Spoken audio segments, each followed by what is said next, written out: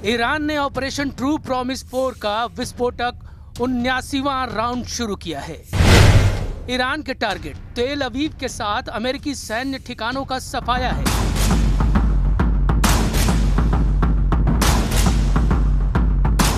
Trump 5 दिन शांति चाहते थे, ईरान ने उन्हें 50 मिनट भी नहीं दिए। युद्ध में जब सब कुछ ईरान के हिसाब से चल रहा है तो वो किसी को शांति से बैठने देने के लिए तैयार नहीं। ईरान के बारूदी पलटवार के बाद इजराइल ने 5 मिनट का भी सब्र नहीं दिखाया। फिर से लड़ाई खूंखार स्टाइल में भड़क गई। लेबनान में इजराइल मार रहा है, तेल अवीव में ईरान तबाही मचा रहा है, इराक में ईरान समर्थक लड़ाके तांडव मचा रहे हैं। ईरान ने मिसाइलों से तेल अवीव के कई इलाकों में भारी तबाही मचाई है, जिससे इमारतों को बड़ा नुकसान हुआ है और कम से कम 4 लोग मारे गए हैं। वहीं इजराइल ने पूरे लेबनान में हमले किए हैं, जिसमें बशामोन शहर में 2 लोगों की मौत हो गई है। इजराइल ने ईरान के खुर्रम शहर पावर प्लांट में पाइपलाइन पर धमाका कर भारी नुकसान पहुंचाया है।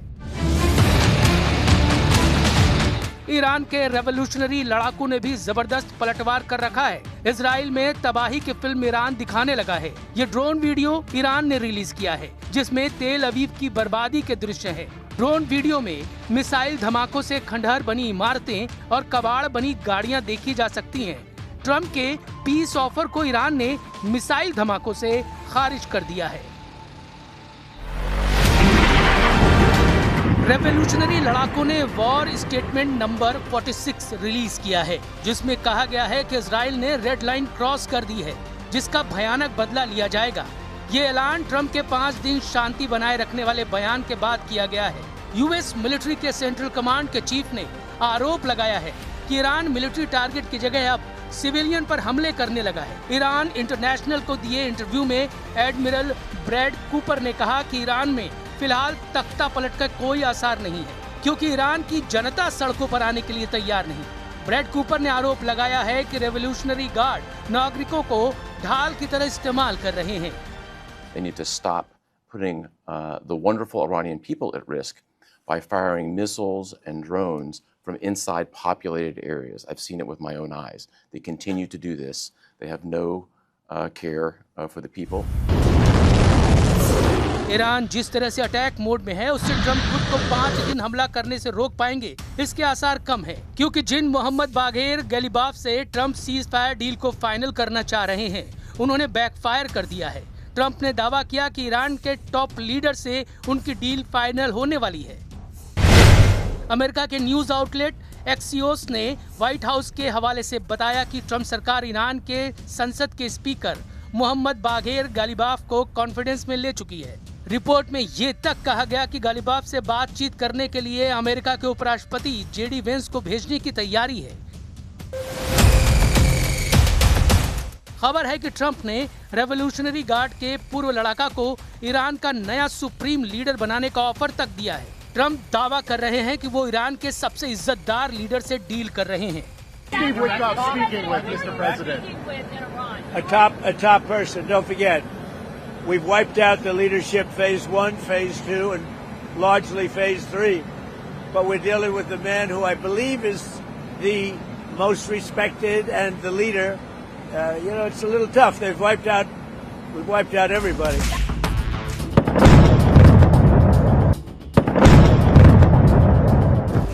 इस वीडियो में देखिए कैसे ईरान की मिसाइल इजराइल के एयर डिफेंस को चकमा दे रही है। 2 इंटरसेप्टर मिसाइल पलटवार करती हैं तो उनके बीच में ईरान की मिसाइल आराम से निकल जाती है।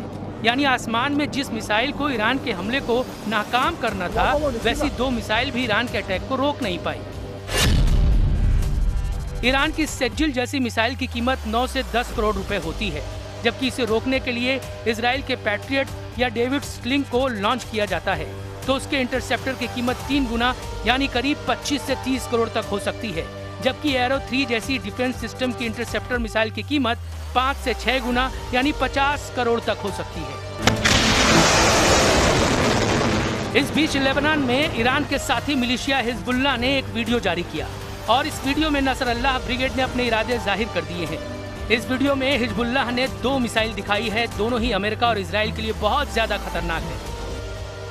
पहली है शॉर्ट रेंज बैलिस्टिक मिसाइल फतेह 110 और ईरान की बनाई हुई मिसाइल है। और अब तकनीक मिलने के बाद हिजबुल्लाह ने भी ये मिसाइल तैयार की है। इस मिसाइल की रेंज 300 किलोमीटर है, इसलिए ये 75% इजराइल को कवर करती है। वहीं दूसरी मिसाइल है पावेह, ये क्रूज मिसाइल है जिसकी रेंज 1600 किलोमीटर है। ये आधे भूमध्य सागर को कवर करती है, इसलिए ग्रीस के क्रीट में खड़े अमेरिका का जेराल्ड फोर्ड कैरियर भी इसकी जद में है। ये इशारा हिजबुल्लाह की तरफ से किया जा रहा है। लेबनान और इजराइल के बॉर्डर पर युद्ध फिर भड़क चुका है। इजराइल के मार्कावा टैंक की ब्रिगेड लेबनान बॉर्डर पर पहुंच चुकी है। लेबनान की जमीन को गाजा की तरह रौंदने के लिए इजराइल से ऑर्डर जारी हो चुका है। इजराइल का सबसे खतरनाक टैंक मरकावा और उसकी नेमर बख्तरबंद गाड़ियां कमांडोज के साथ तैनात हैं और आगे बढ़ रही हैं। इजराइल के टारगेट पर हिजबुल्लाह है, जो लेबनान में ईरान का साथी मिलिशिया है, और इजराइल का ग्राउंड ऑपरेशन अब हिजबुल्लाह को पूरी तरह से खत्म करने के लिए है। इजराइल के टैंक तब तक वापस नहीं लौटेंगे जब तक नईम कासिम के एक एक लड़ाके को खत्म न कर दे। जब ईरान में इजराइल और अमेरिका की बमबारी जारी है, ईरान के कई कमांडर मारे जा चुके हैं और अब भी हमले जारी हैं, तब इजराइल ने अपने सबसे नजदीकी दुश्मन को मिटाने का फैसला किया है। क्या यह इजराइल के लिए आसान होगा या फिर ग्राउंड ऑपरेशन में उसे मुंह की खानी पड़ सकती है? इस वक्त इसे दुनिया में सबसे खतरनाक युद्ध की शुरुआत के तौर पर देखा जा सकता है। यह ऐसा मोर्चा है जहां एक तरफ दुनिया की सबसे आधुनिक माने जाने वाली इजराइल की फौज है और दूसरी तरफ है इजराइल का सबसे बड़ा दुश्मन मिलिशिया हिजबुल्लाह, जिनकी टक्कर अब सामने नजर आ रही है।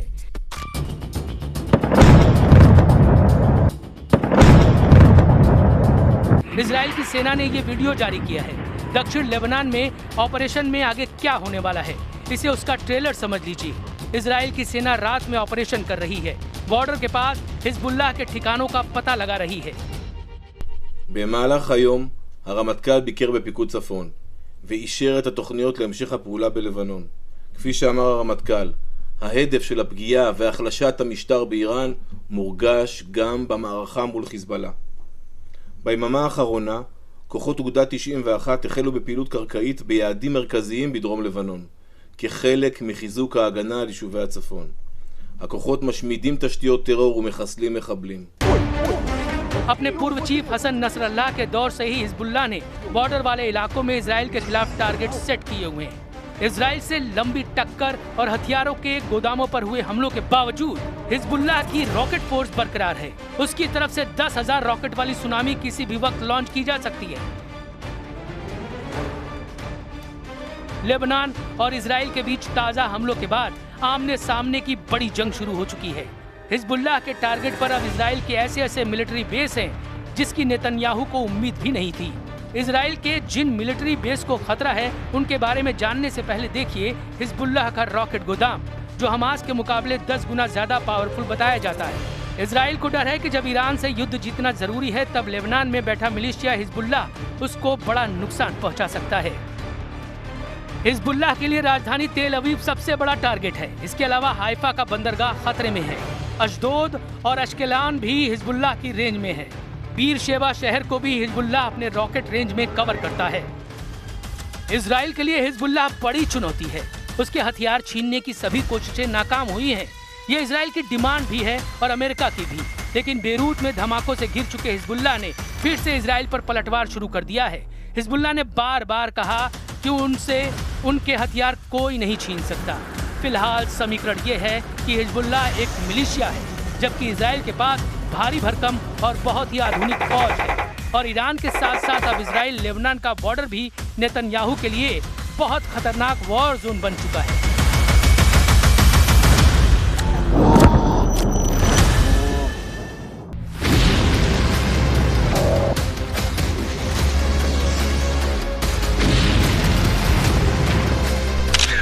Camera number 1, camera number 2, camera number 3,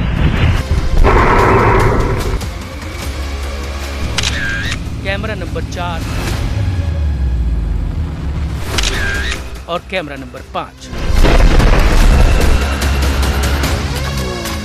ये ईरान नहीं है, ये लेबनान नहीं है, ना ही ये दुबई, कतर या बहरीन है। ये ईरान का दुश्मन नंबर 2 इजराइल भी नहीं है। ये है अमेरिका, ईरान का दुश्मन नंबर 1। और यहाँ लगी आग ने ट्रंप की नींद उड़ा दी। ट्रंप ने वार्निंग ईरान को दी, लेकिन जलने अमेरिका लगा। क्या हुआ? हादसा था या हमला हुआ? हमला हुआ तो पीछे कौन? ये सवाल पेंटागन को गश्त दिलाने के लिए काफी है। अमेरिका में देखे जा रहे ये वीडियो ट्रंप को ईरान और इजराइल में गिर रही मिसाइल की याद दिला रहे हैं। अमेरिका के राज्य टेक्सास में 23 मार्च को एक बड़ी तेल रिफाइनरी में धमाका हुआ और फिर आग की भयानक लपटें उठने लगी। लग रहा था कि ईरान या फिर इजराइल में कोई मिसाइल गिरी है। ये टेक्सास के पोर्ट ऑर्थर में वेलोरो रिफाइनरी है।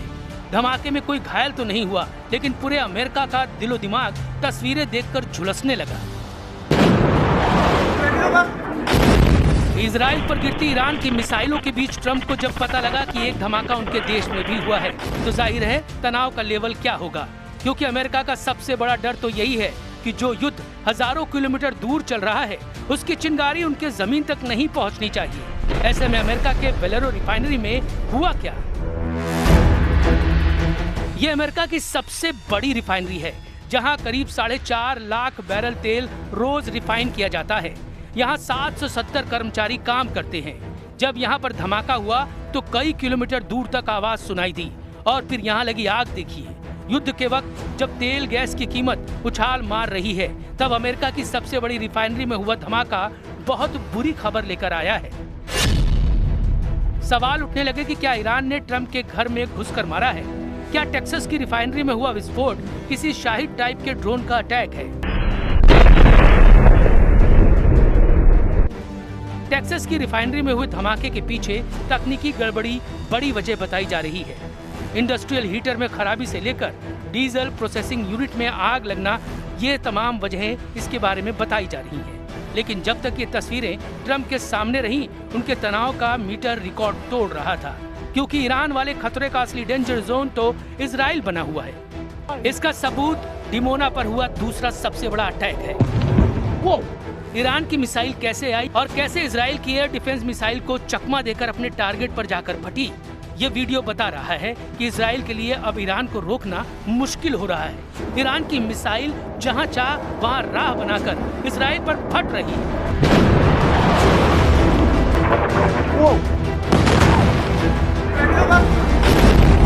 तेल अवीव में खुर्रम शहर मिसाइल ने बड़ा कहर मचाया है। इसके वीडियो वायरल हो रहे हैं। इजराइल किसी भी तरह इन तस्वीरों को रोकने की कोशिश कर रहा है, लेकिन तेल अवीव शहर के बीचों बीच हो रहे हमलों ने हाहाकार मचा दिया है। और तमाम दावों के बीच नेतन्याहू की सेना भी परेशान है कि आखिर ईरान के मिसाइल हमलों को कैसे रोका जाए, कैसे इस आग को बुझाया जाए।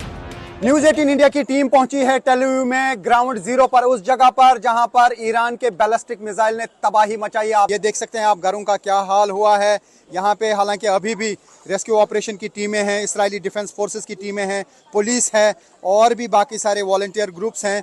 तबाही बहुत ज़्यादा इर्द गिर्द हुई है। जो भी घर थे वो तबाह हो गया, जो भी बिल्डिंग्स थी वो तबाह हो गई, शॉपिंग मॉल तबाह हो गए, गाड़ियाँ जलकर राख हुई हैं। ये देख सकते हैं आप जिस स्पॉट पे गाड़ियाँ थी जहाँ पे असल में ये अटैक हुआ, वहाँ पे भयानक तबाही हुई है। इस वीडियो में देखिए कैसे ईरान की मिसाइल इजराइल के एयर डिफेंस को चकमा दे रही है। 2 इंटरसेप्टर मिसाइल पलटवार करती हैं तो उनके बीच में ईरान की मिसाइल आराम से निकल जाती है। यानी आसमान में जिस मिसाइल को ईरान के हमले को नाकाम करना था, वैसी 2 मिसाइल भी ईरान के अटैक को रोक नहीं पाई। ईरान की सेजिल जैसी मिसाइल की कीमत 9 से 10 करोड़ रुपए होती है, जबकि इसे रोकने के लिए इजराइल के पैट्रियट या डेविड स्लिंग को लॉन्च किया जाता है तो उसके इंटरसेप्टर की कीमत 3 गुना यानी करीब 25 से 30 करोड़ तक हो सकती है। जबकि एरो 3 जैसी डिफेंस सिस्टम की इंटरसेप्टर मिसाइल की कीमत 5 से 6 गुना यानी 50 करोड़ तक हो सकती है। इस बीच लेबनान में ईरान के साथी मिलिशिया हिजबुल्लाह ने एक वीडियो जारी किया और इस वीडियो में नसरअल्लाह ब्रिगेड ने अपने इरादे जाहिर कर दिए हैं। इस वीडियो में हिजबुल्लाह ने 2 मिसाइल दिखाई है, दोनों ही अमेरिका और इजराइल के लिए बहुत ज्यादा खतरनाक है। पहली है शॉर्ट रेंज बैलिस्टिक मिसाइल फतेह 110 और ईरान की बनाई हुई मिसाइल है और अब तकनीक मिलने के बाद हिजबुल्लाह ने भी ये मिसाइल तैयार की है। इस मिसाइल की रेंज 300 किलोमीटर है, इसलिए ये 75% इजराइल को कवर करती है। वहीं दूसरी मिसाइल है पावेह ये क्रूज मिसाइल है जिसकी रेंज 1600 किलोमीटर है। ये आधे भूमध्य सागर को कवर करती है, इसलिए ग्रीस के क्रीट में खड़े अमेरिका का जेराल्ड फोर्ड कैरियर भी इसकी जद में है। ये इशारा हिजबुल्लाह की तरफ से किया जा रहा है। लेबनान और इजराइल के बॉर्डर पर युद्ध फिर भड़क चुका है। इजराइल के मार्कावा टैंक की ब्रिगेड लेबनान बॉर्डर पर पहुंच चुकी है। लेबनान की जमीन को गाजा की तरह रौंदने के लिए इजराइल से ऑर्डर जारी हो चुका है। इजराइल का सबसे खतरनाक टैंक मरकावा और उसकी नेमर बख्तरबंद गाड़ियां कमांडोज के साथ तैनात हैं और आगे बढ़ रही हैं। इजराइल के टारगेट पर हिजबुल्लाह है, जो लेबनान में ईरान का साथी मिलिशिया है, और इजराइल का ग्राउंड ऑपरेशन अब हिजबुल्लाह को पूरी तरह से खत्म करने के लिए है। इजराइल के टैंक तब तक वापस नहीं लौटेंगे जब तक नईम कासिम के एक एक लड़ाके को खत्म न कर दे। जब ईरान में इजराइल और अमेरिका की बमबारी जारी है, ईरान के कई कमांडर मारे जा चुके हैं और अब भी हमले जारी हैं, तब इजराइल ने अपने सबसे नजदीकी दुश्मन को मिटाने का फैसला किया है। क्या यह इजराइल के लिए आसान होगा या फिर ग्राउंड ऑपरेशन में उसे मुंह की खानी पड़ सकती है? इस वक्त इसे दुनिया में सबसे खतरनाक युद्ध की शुरुआत के तौर पर देखा जा सकता है। यह ऐसा मोर्चा है जहां एक तरफ दुनिया की सबसे आधुनिक माने जाने वाली इजराइल की फौज है और दूसरी तरफ है इजराइल का सबसे बड़ा दुश्मन मिलिशिया हिजबुल्लाह, जिनकी टक्कर अब सामने नजर आ रही है।